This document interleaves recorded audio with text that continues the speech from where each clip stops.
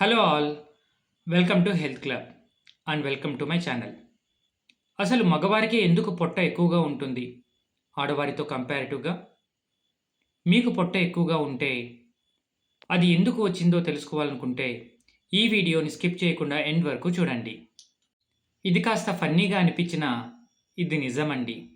మనం తరచూ అబ్జర్వ్ చేస్తూ ఉంటాం.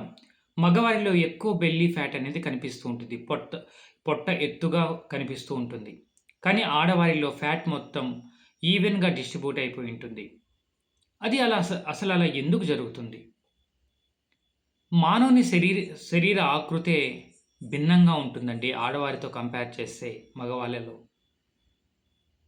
మగవాళ్ళలో ప్రోటీన్ పర్సెంటేజ్ ఎక్కువగా ఉంటుంది ఆడవారితో కంపేర్ చేస్తే.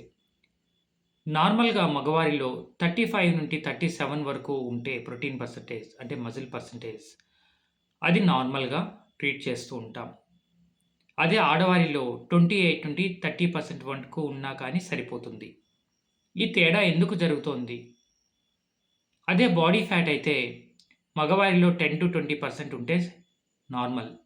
అదే ఆడవారిలో 20-30% వరకు ఉన్నా సరే అది నార్మలే. ఈ తేడా అసలు ఎందుకు జరుగుతోంది? మానవుని శరీర ఆకృతే ఆడవారితో కంపేర్ చేస్తే మగవారిలో భిన్నంగా ఉంటుంది. లోపల muscle percentage and fat percentage గురించి చెప్తున్నాను. మన శరీరంలో మజిల్‌కి ఆపోజిట్ ఫ్యాట్. ఎక్కడైతే మజిల్ పర్సెంటేజ్ ఎక్కువగా ఉంటుందో, ఎక్కడైతే స్ట్రాంగ్ మజిల్ ఉంటుందో అక్కడ కొవ్వు పేరుకోదు. ఎక్కడైతే వీక్ మజిల్ ఉంటుందో అక్కడ కొవ్వు పేరుకోవడం స్టార్ట్ అవుతుంది. మనిషి శరీరంలో మగవాళ్ళలో ఎస్పెషల్లీ పొట్ట దగ్గర వీక్ మజిల్ అనేది ఉంటుంది. కాబట్టి అక్కడ కొవ్వు పేరుకోవడం స్టార్ట్ అవుతుంది. అది పొట్టగా మారి బాడీలో ఉన్న ఫ్యాట్ మొత్తము బెల్లీ ఫ్యాట్‌గా మారిపోతుంది. ఆడవారిలో మజిల్ పర్సెంటేజ్ తక్కువగా ఉండడం వల్ల శరీరం మొత్తం కూడా ఆ ఫ్యాట్ అనేది ఈవెన్‌గా డిస్ట్రిబ్యూట్ అయిపోతుంది. కాబట్టి ఆడవాళ్ళకి పొట్ట పడడం అనేది చాలా రేర్‌గా మనం గమనిస్తూ ఉంటాం వెన్ కంపేర్డ్ టు మగవాళ్ళు. మగవాళ్ళలో ఓవర్ వెయిట్ అయ్యారు అంటే వాళ్ళకు పొట్ట పడడం అనేది సర్వసాధారణం. మనిషి తన ఎత్తుకు తగిన బరువును కలిగి ఉండాలి. అది మనకు ఎలా తెలుస్తుంది నేను ఎంత బరువును కలిగి ఉండాలో అని?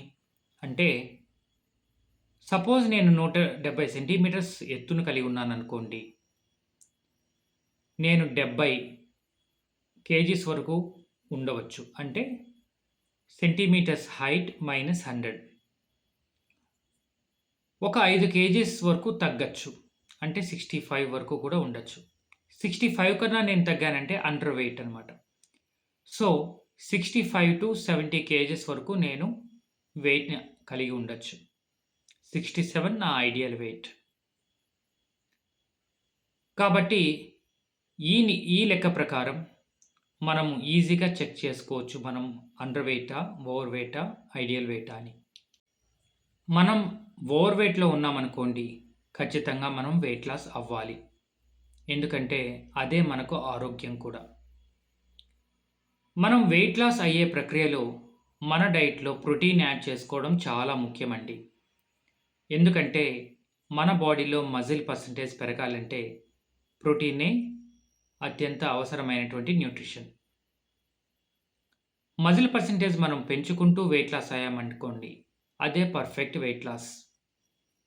మజిల్ పర్సెంటేజ్ పెరిగిందనుకోండి, అక్కడ కొవ్వు కూడా ఫార్మ్ కాదు. అంటే మనం వెయిట్ లాస్ అయిన తర్వాత తిరిగి వెయిట్ గెయిన్ అవ్వడం అనేది జరగదు.